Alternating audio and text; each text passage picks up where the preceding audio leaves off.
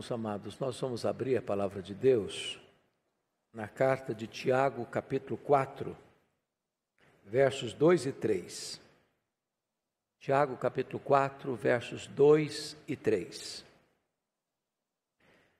O verso 2 nós leremos só a parte B e também leremos o verso 3. Está escrito o seguinte: nada tendes, porque não pedis. Cobiçais e nada tendes. Pedis e não recebeis. Verso 3. Porque pedis mal, para esbanjardes em vossos prazeres. Se você puder, leia comigo. Verso 2, parte B e verso 3. Vamos juntos? Nada tendes, porque não pedis. Pedis e não recebeis, porque pedis mal, para esbanjardes em vossos prazeres. Irmãos amados, eu gostaria de pensar com vocês hoje sobre o seguinte tema: quando Deus responde não às nossas orações. Na verdade, hoje eu quero refletir com você sobre a consolação do não de Deus. Quando Deus diz não, é a maior demonstração do amor dele por você. Quando Deus diz não, a sua oração é a prova eloquente de que Ele ama você, que Ele se importa com você, que Ele cuida de você. Nós, via de regra, somos levados a pensar que a bênção está em Deus responder sim, em atender ao nosso pedido, ao nosso clamor, à nossa súplica. Hoje nós gostaríamos de ver o contrário disso, o outro lado, o reverso. Quando Deus vai provar que ama você, que cuida de você, que se importa com você, que está atento à sua necessidade, quando Ele diz um não rotundo, peremptório, radical à oração que você faz. Então eu gostaria de olhar alguns ângulos deste assunto. Primeiro, aqueles que se queixam, sem razão de se queixarem. Às vezes, irmãos, nós somos levados a nos queixarmos, a reclamarmos, por não termos nossos desejos satisfeitos, atendidos, realizados. E eu vou lhes dar um exemplo bíblico. Pensem comigo em Adão. Pense na história do Adão. Antes de ontem, ele era nada. Ontem, um boneco de barro. Hoje, um homem, feito em imagem e semelhança de Deus, levantado por Deus e coroado por Deus como gestor, administrador, rei da criação, governando as aves dos céus, os animais da terra e os peixes do mar. Amanhã, querendo ser igual a Deus. Aquele que antes de ontem era nada. Aquele que ontem era apenas um boneco de barro. Aquele que hoje é um homem, o primeiro homem. E o rei da criação ainda está insatisfeito. Ainda quer mais. Ainda aspira mais. Ainda quer ser e ser igual a Deus. Quantas vezes as nossas ambições nos levam a ficar descontentes com Deus, com o que Ele nos deu, e o melhor que Ele nos deu. Você e eu estamos vivos. Estamos aqui. E a Bíblia diz que se vivemos, nele vivemos. porque Ele quem nos dá a vida, a respiração e tudo mais. Gente melhor do que nós não está aqui hoje. O fato de você e eu termos sido preservados nesta pandemia, não é porque somos melhores do que aqueles que foram ceifados. Mais de 75 mil só no Brasil.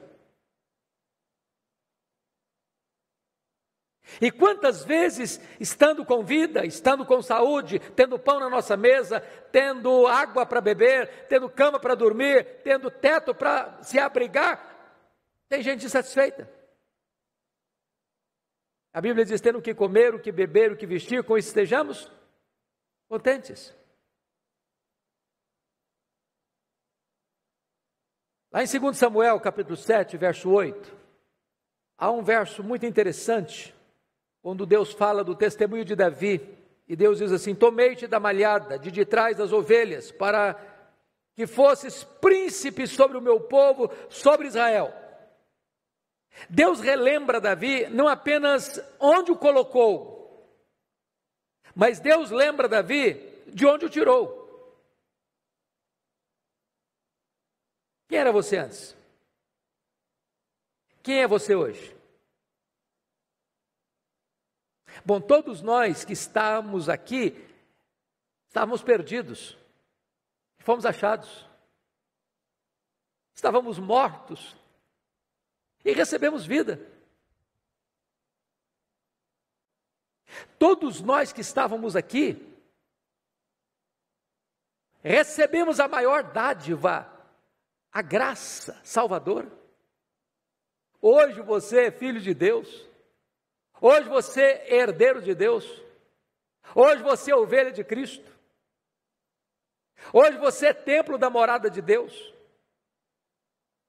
Hoje você tem o seu nome escrito no livro da vida. E você ainda está insatisfeito? Ainda reclama? Como diziam os puritanos, você acha pouco o fato de você ser amado por Deus? Quando eu olho para a Escritura, eu vejo os dois filhos de Zebedeu, Tiago e João, desejando lugar de proeminência no reino. Ontem, lavando redes e consertando redes. Hoje, apóstolos do Senhor Jesus Cristo, mas querendo mais, querendo ser maior que os outros. Jesus estava mergulhado na sombra da cruz e eles estavam aspirando poder e projeção. Quantas vezes, queridos, nós também somos assim? Pedis e não recebeis, porque te pedis mal. Às vezes pedimos para nossa própria vaidade, fruto da nossa própria soberba, ou da nossa ganância, aspirando coisas elevadas demais para nós, para que o nosso nome apareça, para que a nossa glória resplandeça, e não a glória de Deus. E Deus é tão bom com você e comigo, que esses pedidos insensatos não são ouvidos, no sentido de serem deferidos, conforme nós os endereçamos aos céus. Mas vejam comigo, um segundo aspecto, os que pedem, sem saber o que pedem. E eu gostaria de trazer aqui à sua memória esclarecida alguns exemplos. Para mim, uma das coisas mais incríveis foi o pedido de Raquel. Eu acabei, com a graça de Deus, nesse período da quarentena, o meu comentário expositivo de Gênesis, me dedicando diariamente a estudar este livro. E quando cheguei no capítulo 30, versículo 1, me impressionou muito, porque Jacó teve uma família disfuncional, você sabe disso. Não por culpa dele, curiosamente, mas por culpa do sogro. Porque ele trabalhou 7 anos por amor a Raquel, e ele não tinha outra intenção de ter outra mulher a não ser Raquel. E no dia das núpcias, o sogrão dele introduz na câmara nupcial a outra irmã, a outra filha, a mais velha, a Lia. Não tinha lâmpada elétrica na época, talvez ele já estava um pouco mais alegre também da festa, e nem percebeu que estava deitando com a mulher errada. Isso levou a Jacó a ter uma família poligâmica, porque além de Lia e Raquel, vieram mais 2 servas, e ele teve relação com 4 mulheres e filhos com as 4 mulheres. Mas um fato tão curioso, esses patriarcas, eles tiveram uma característica: todos eles casaram com mulheres extremamente formosas. Eles eram antigos, mas tolos não. Mas curiosamente, todas elas estéreis. Sara estéril, Rebeca estéril, Raquel estéril. Agora pense você num marido que tem 4 mulheres, e na época o que dava projeção para uma mulher era ser mãe. Quanto mais filhos, mais projeção. A Lia tinha os filhos de Jacó, a Raquel tinha o coração de Jacó, mas não tinha filhos. E a alma dela ia adoecendo. O tempo ia passando. E diz a Bíblia, lá no capítulo 30, verso 1, que um dia ela chegou para o Jacó e fez o seguinte pedido: dá-me filhos, senão eu morrerei. A única hora que a Bíblia fala que o Jacó ficou irritado com a Raquel foi nessa hora. E ele argumenta de maneira insofismável: você está me fazendo um pedido descabido? Eu não tenho esse poder de dar filhos a você, uma vez que você é estéril. Naquela época não tinha recursos da medicina para tratar a esterilidade. Ele diz: só Deus pode fazer isso. Agora, notem comigo o pedido dela: dá-me filhos, não filho, filhos, senão eu morrerei. E aí, no tempo oportuno de Deus, Deus abriu a sua madre, ela concebeu e deu à luz um filho, e pôs o nome dele de José. E o significado de José é: eu quero um outro filho, mais um filho, que venha mais um.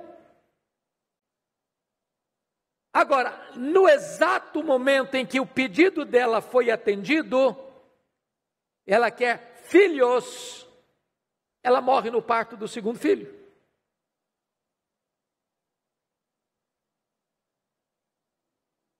Ela pensou que estava pedindo vida, está pedindo a morte.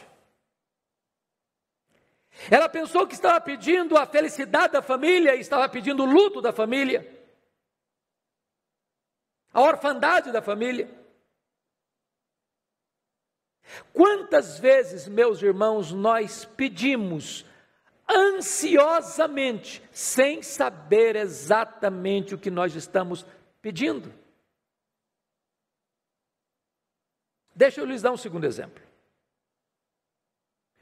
Pense comigo em 2 personagens, um concreto, real, outro personagem de uma parábola que Jesus contou. Pense comigo em Sansão, pense comigo no filho pródigo. Olhe agora comigo para Sansão, naquele templo de Dagon. Templo pagão. Aquele gigante. Aquele juiz que fez carreira solo. Está agora cego, acorrentado, ensanguentado, sendo motivo de zombaria num templo pagão.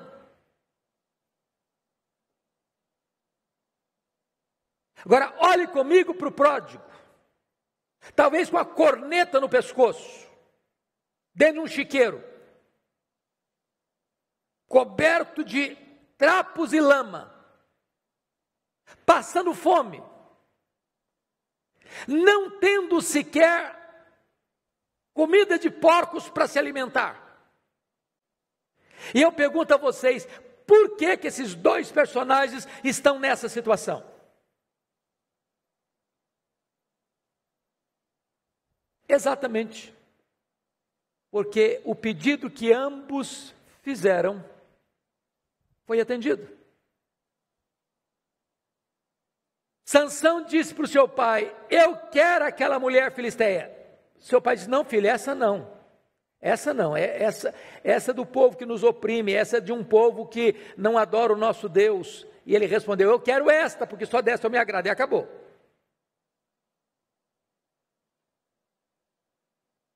Naquela conversa assim bem informal, que a moça ora, ou o rapaz ora para namorar uma moça, para casar com o Senhor, meu Deus, me dá uma moça para casar, mas desde que seja Maria, Senhor.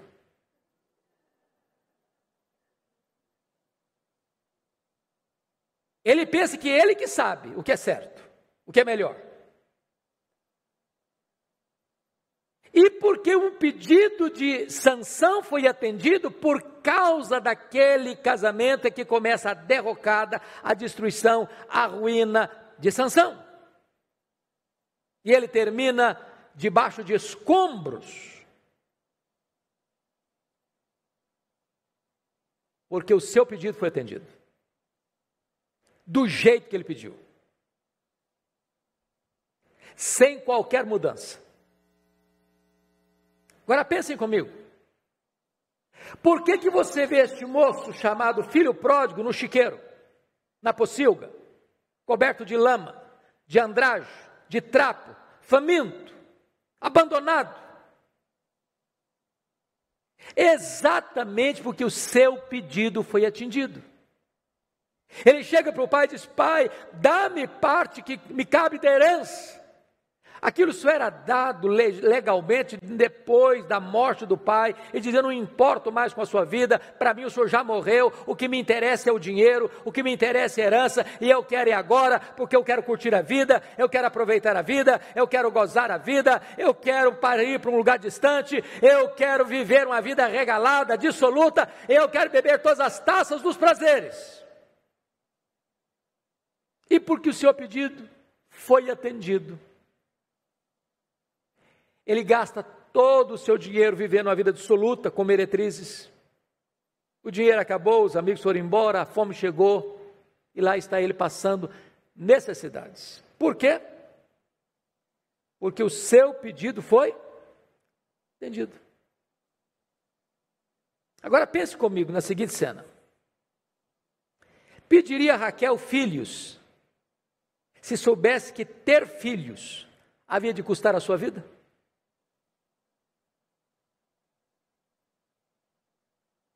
Pense comigo, será que Sansão pediria àquela mulher filisteia, se soubesse que casar-se com aquela mulher filisteia seria a sua ruína, a tragédia da sua história?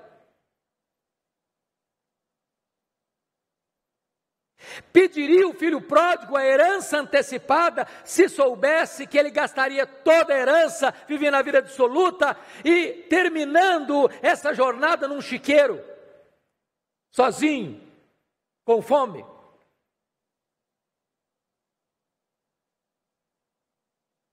Talvez a resposta seria: claro que não. Claro que não. Agora, quantas vezes você e eu, ainda hoje, insistimos com Deus: eu quero isso, Senhor, eu não sei viver sem isso, ou o Senhor me atende, ou eu acho que a minha vida perde o sentido. Então, calma,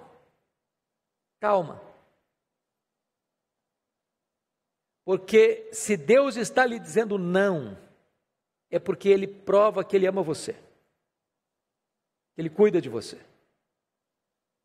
Não lute para ter aquilo que Deus está dizendo não, porque você não enxerga na curva, você não enxerga no escuro, você não está lá no final da linha, Deus está lá. Deus enxerga no escuro, Deus enxerga na curva. O não de Deus é a maior demonstração do amor de Deus por você e por mim, muitas vezes. Mas vamos ver o último ponto desta breve meditação com vocês. Os que se submetem à vontade de Deus na oração. Então vamos olhar um ensino de Jesus, lá no Sermão do Monte. Jesus disse: pedi, dar-se-vos-á. E para maior confirmação desta promessa, o Senhor acrescenta: pois todo o que pede, recebe. Agora vamos entender o que Jesus está dizendo aqui. Pedi e dar-se-vos-á. Porque todo o que pede, recebe.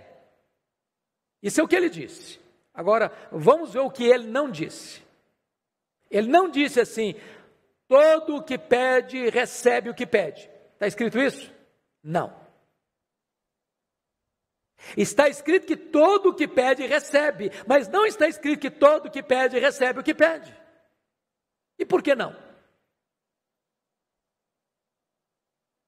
É porque você e eu, muitas vezes, pedimos pedra, serpente, escorpião, pensando que estamos pedindo pão, peixe e ovo.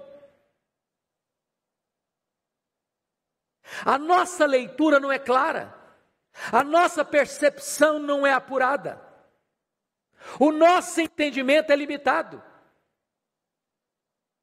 E Jesus Cristo disse: se vós que sois mau, sabeis dar boas dádivas aos vossos filhos, quanto mais o vosso Pai Celeste. Que pai que o filho pede para ele um pão, o pai dá uma pedra? Que pai que o filho pede para ele um peixe, lhe dá uma cobra? Que pai que o filho pede para ele um ovo, lhe dá um escorpião?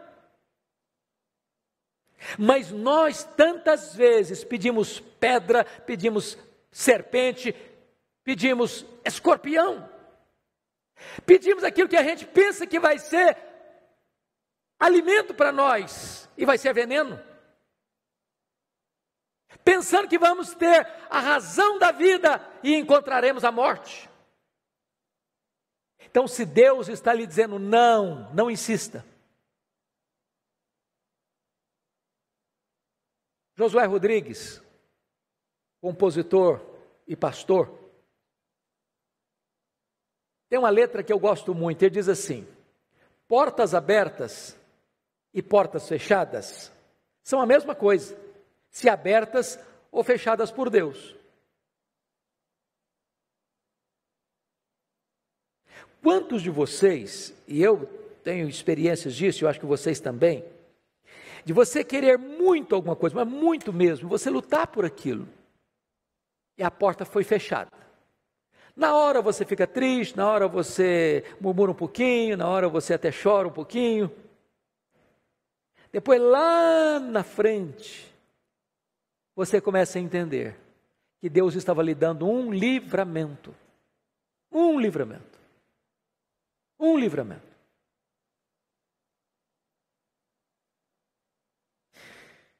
Muito bem, eu quero concluir. Porque o apóstolo Paulo nos ajuda a entender isso lá em Romanos 8, 26, onde ele diz o seguinte: o Espírito Santo nos assiste em nossa fraqueza, porque nós não sabemos orar como convém. Mas o mesmo Espírito intercede por nós sobremaneira com gemidos inexprimíveis. E aquele que sabe qual é a mente do Espírito, então atende, porque é segundo a vontade de Deus é que Ele intercede por nós. Então vamos entender duas coisas aqui, meus irmãos, para encerrar. Primeiro, nós devemos sempre orar a Deus e pedir a Ele o que nós necessitamos. Nada tendes, porque o quê? Nada pedis. Então, Deus nos deu a bênção da oração como instrumento de pedirmos a Deus o que nós necessitamos. Há bênçãos que são retidas se você não as pedir. Pedi e dar-se-vos-á. Porque todo que pede, recebe. Todo que busca, encontra. Todo que bate, abrir-se-lhe-á. Você pode pedir. Pedir ao Pai, em nome de Jesus, no poder do Espírito, segundo a vontade de Deus, e Ele vai deferir, Ele vai atender. Você tem necessidade? Apresenta a Deus. Você quer ver a bênção? Coloca diante de Deus. A oração é este maravilhoso instrumento que Deus nos deu. Pedir, insistir, bater. E Deus está prometendo, eu vou dar. Eu vou dar.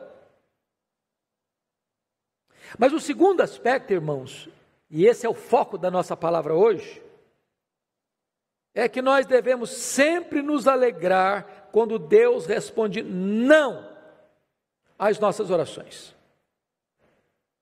Porque nós não sabemos orar como convém.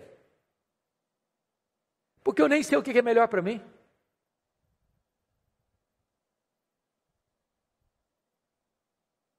Às vezes agora a providência é carrancuda, mas a face é sorridente. Nas coisas mínimas da vida, irmãos, vai fazer um negócio. E às vezes, Deus, eu quero a tua orientação, e aí o negócio não acontece, e você fica chateado. Deus está te livrando. Você vai fazer uma parceria, uma aliança, um negócio, onde você vai ter aí um sócio. E de repente a coisa não acontece e você fica triste. E Deus está te livrando lá na frente.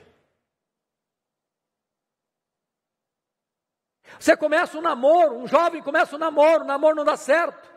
Chora, lamenta, e Deus está livrando lá na frente de uma dor maior, de uma angústia maior, de uma tristeza maior, de uma tragédia. Se Deus está lhe dizendo não, acolha humildemente o não de Deus, como uma demonstração do cuidado e do amor de Deus por você. Ele sabe o que é melhor. Ele é Pai. Ele é bom. Ele sempre dá o melhor para os seus filhos. Seja dizendo sim, seja dizendo não. Que Deus nos ajude a entender esta verdade. Amém.